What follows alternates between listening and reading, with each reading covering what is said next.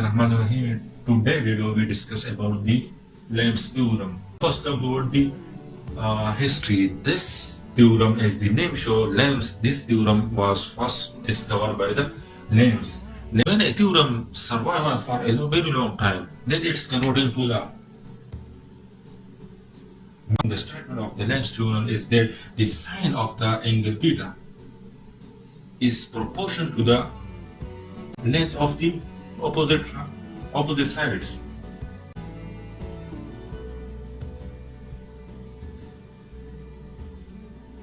Like suppose this is the F1, this is the F2, and this is the F3. So this is the angle. So this angle is directly proportional to this length. This is O, this is A, and this point is represented by B. So this line, we can say that the sine theta is directly proportional to the AB line. So this line, if this line is larger, so the angle will be larger. If this line is smaller, so the angle will be smaller. So this is the whole thing which LUMS theorem tells us. Now come toward the derivation. Let's suppose we have a triangle. This side of the triangle is represented by A, and this side of the triangle is represented by B. This side of the triangle is represented by C. Now let's suppose this is the angle alpha, this is the angle beta, and this is the angle gamma.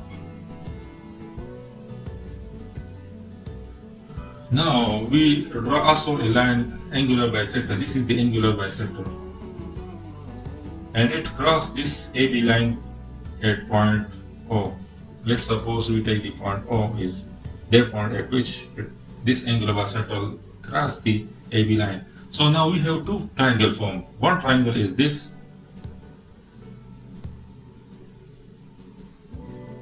The second one triangle is this.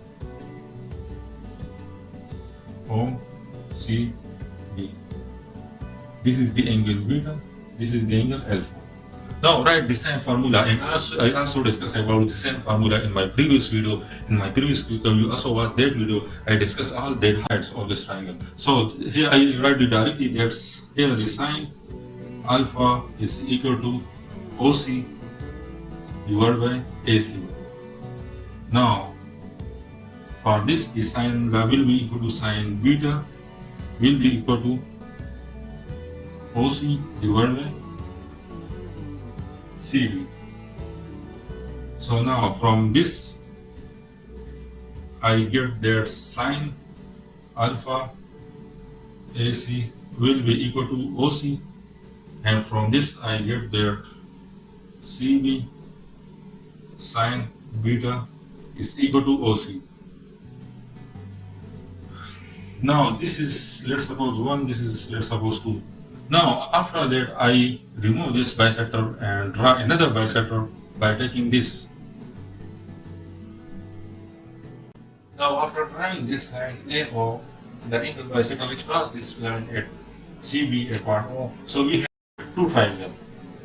One triangle is this. This is beta. This is the point O, this is the point B, this is the point A. And another triangle is like this.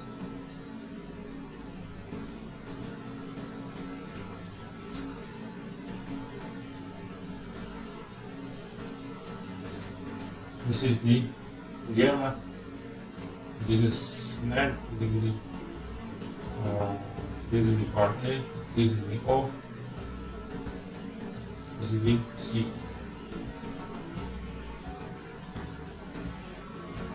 Now writing the equation for this sine law. So sine law tells us that sine beta is equal to AO divided by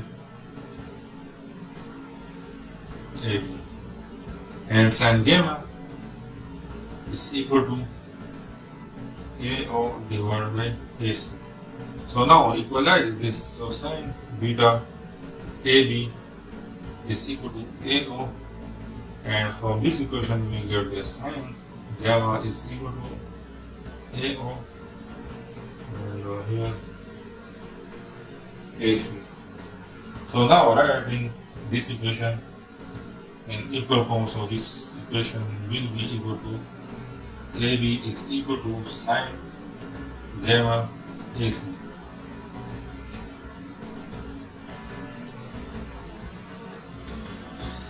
You can also write this equation like sine beta divided by AC is equal to sine gamma divided by AB.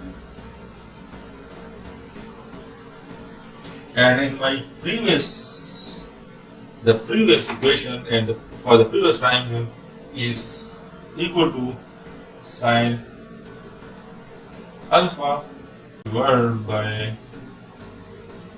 BC is equal to sine beta divided by AC.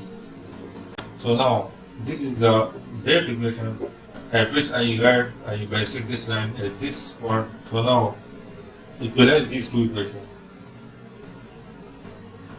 So we get sine alpha divided by BC, sine beta divided by AC, and sine beta divided by AC is equal to sine gamma divided by AB. And this is also known as sine law.